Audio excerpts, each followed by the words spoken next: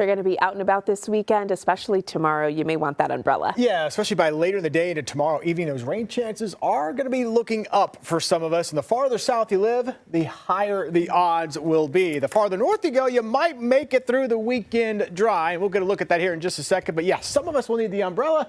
And a pleasant finish to the week, though. We'll clear things out as we go into Sunday and then expect a warm start to next week. Some very comfortable temperatures as we go into next week. Tomorrow, though, will be cooler because of the clouds and eventually some of that rain moving in. I've got us in the low 50s for highs. Again, our average high this time of year would be right around that 60-degree mark. So we will be below that tomorrow. But today we were well above the average high for this time of year. Of course, that's kind of how it works. It's a bit of a roller coaster ride, as you know, as we go into the latter part of winter and the first part of spring. 62 for the high on Sunday with a bit more pleasant conditions expected. Here's a live look outside from Brookside, and everything's looking good out there right now. Clear skies. That breeze has come down a little bit, but we're still seeing some gusts close to that 20-mile-per-hour range. At last check, a sustained wind in Tulsa at 14 miles per hour. And again, we made it up to 74.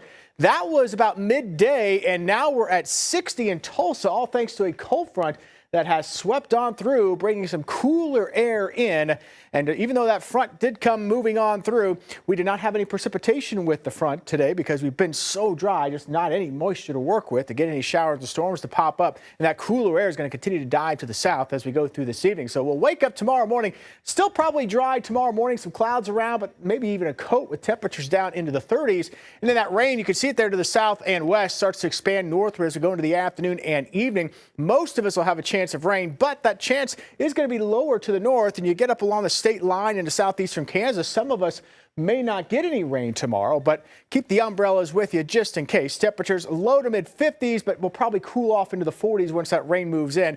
And then there still could be some rain lingering on Sunday morning, especially for those of you to the south and to the east. So we still may need the showers early Sunday morning, or still may need the umbrella with some showers early Sunday morning southeast. But overall, we'll be clearing out. Chilly start in the morning and then upper 50s to low 60s for highs once we go into Sunday afternoon. Here's the warm up into next week. There we go. Look at that. Monday, Tuesday, and Wednesday.